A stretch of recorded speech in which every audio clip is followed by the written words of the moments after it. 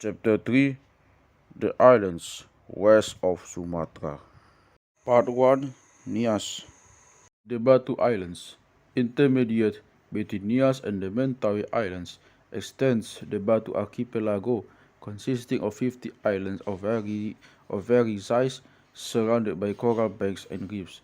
The present population of the Batu Islands is small, and in main consists of people from Nias.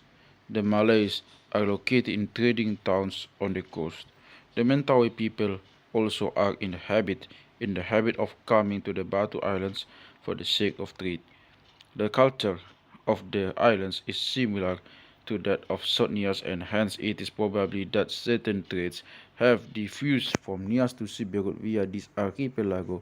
The chief weapons of the archipelago are the sword, spear, and shield. The bow and arrow is not used. The people live mainly on sago and eat but not little rice. Siri chewing is common and but little tobacco is used. Palm wine is prepared upon occasion. There are three main professions: the goldsmith, the ironsmith, and the builder of large houses.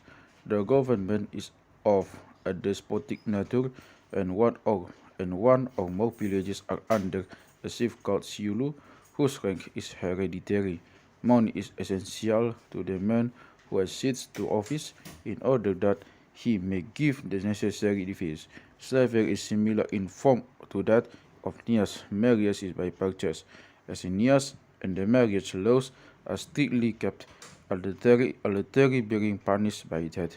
The Batu Islands have a megalithic culture and idols, the latter being called aju-aju. These are of a phallic nature. The name for the medicine man, ere, is of similar root to the word as found in Nias and the Mentawai Islands, and doubtless this official has similar functions.